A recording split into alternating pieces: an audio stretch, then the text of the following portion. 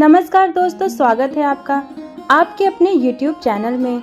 दोस्तों, हिंदू धर्म में वट सावित्री व्रत को सुहागिन महिलाओं का सबसे पवित्र और शक्तिशाली व्रत माना जाता है। कहा जाता है कि इस व्रत को श्रद्धा और सच्चे मन से करने पर पति की आयु लंबी होती है और वैवाहिक जीवन सुख समृद्धि से भर जाता है। लेकिन क्या आप जानते हैं कि इस व्रत की शुरुआत आखिर कैसे हुई? कौन थी माता सावित्री और कैसे उन्होंने स्वयं यमराज से अपने पति सत्यवान के प्राण वापस ले लिए? आज की यह कथा केवल एक धार्मिक कहानी नहीं, बल्कि प्रेम, त्याग, बुद्धिमानी और अटूट विश्वास की ऐसी मिसाल है जिसे सुनकर आपकी आंखें भी नम हो सकती हैं। तो वीडियो को अंत तक ज़रूर देखें और अगर आप सनातन धर्म से जुड़ी ऐसी कथाएं पसंद करते हैं तो हमारे चैनल को सब्सक्राइब ज़रूर करते हैं। तो चलिए शुरू करते हैं आज की ये कथा। बहुत समय पहले मध्य देश में अश्वपति नाम के एक प्रतापी राजा और धर्मात्मा राजा राज्य करते थे।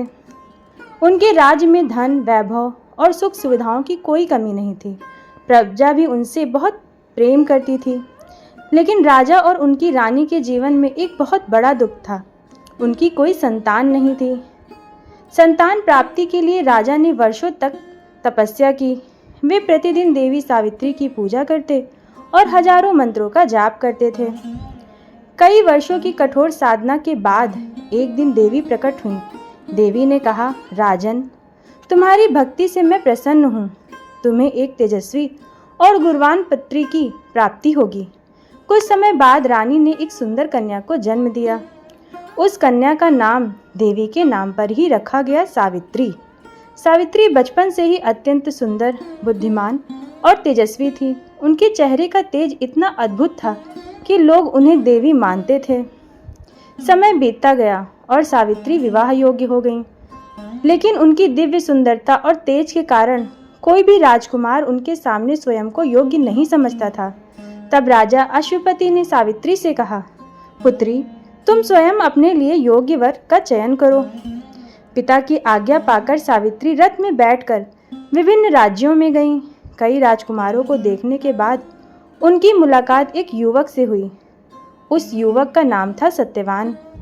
सत्यवान जंगल में अपने माता पिता के साथ रहते थे। उनके पिता राजा घुमसेन पहले एक बड़े राजा थे, लेकिन शत्रुओं ने उनके राज्य को छीन लिया था। अब वे वन में साधारण जीवन जी रहे थे। सत्यवान अत्यंत गुणवान, साहसी और धर्मप्रिय थे। उन्हें देखते ही सावित्री मन ही मन उन्हें अपना पति मान बैठी। जब सावित्री वापस महल लौटी तो उन्होंने अपने पिता को सब कुछ बताया। उसी समय वहां देवऋषि नारद भी उपस्थित थे।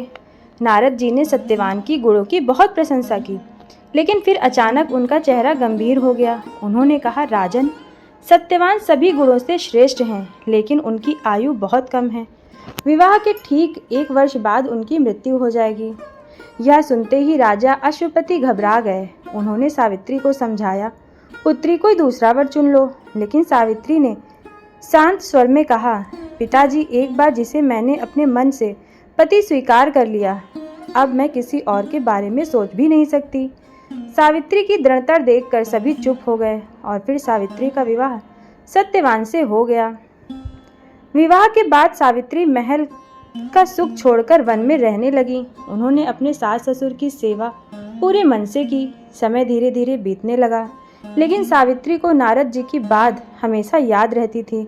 जैसे जैसे 1 वर्ष पूरा होने लगा, सावित्री का मन बेचैन होने लगा और फिर वह दिन भी आ गया जिस दिन सत्यवान की मृत्यु निश्चित थी। उस दिन सावित्री ने कठोर व्रत रखा। सुबह सुबह स्नान करके उन्होंने पूजा की और भगवान से अपने पति की रक्षा की कामना की। सत्यवान लकड़ी काटने जंगल जाने लगे। सावित्री भी उनके साथ जाने की जिद करने लगी। कुछ दूर चलने के बाद सत्यवान अचानक कमज़ोर महसूस करने लगे। उन्होंने कहा, सावित्री, मेरा सिर बहुत दर्द कर रहा है। सावित्री ने सत्यवान का सिर अपनी गोद में रख लिया और तभी अचानक वातावरण बदलने लगा। चारों ओर अजीब सा सन्नाटा छा गया। तभी वहां एक दिव्य पुरुष प्रकट हुए। वे थे यमराज। यमराज ने सत्यवान के शरीर से उनके प्राण निकाले और दक्षिण दिशा की ओर चलने लगे, लेकिन सावित्री भी उनके पीछे पीछे चलने लगी। यमराज ने कहा, देवी, अब वापस लौट जाओ, यह प्रकृति का नियम है। लेकिन सावित्री बोली, जहाँ मेरे पति जाएंगे वहाँ तक मैं भी जाऊंगी। सावित्री की बातें सुनकर यमराज प्रभावित हुए। उन्होंने कहा, तुम बहुत पतिव्रता और धर्मपरायण स्त्री हो। मैं तुम्हें एक वरदान देता हूँ, लेकिन सत्यवान का जीवन नहीं। सावित्री ने कहा, मेरे सास ससुर की आंखों की रोशनी वापस आ जाए। यमराज ने वरदान दे दिया, लेकिन सावित्री फिर भी पीछे पीछे चलती रही। कुछ दूर जाने के बाद यमराज ने दूसरा वरदान दिया। सावित्री बोली, मेरे ससुर को उनका खोया हुआ राज्य वापस मिल जाए।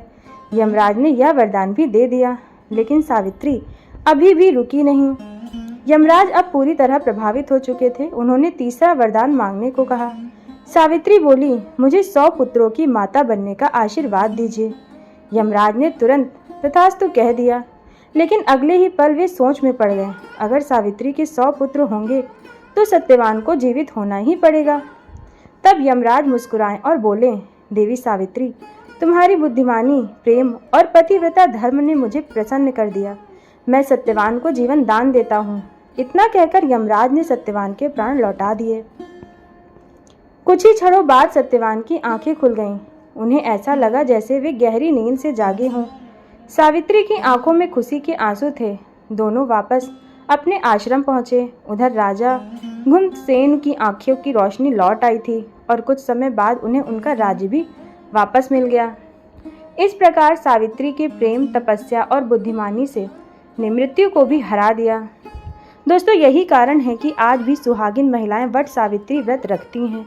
यह व्रत केवल पति की लंबी आयु के लिए नहीं, बल्कि प्रेम, विश्वास, समर्पण और रिश्ते की मजबूती का प्रतीक है।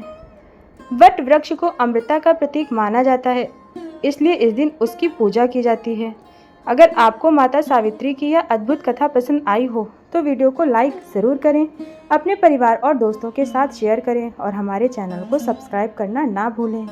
धन्यवाद। जय माता सावित्री की।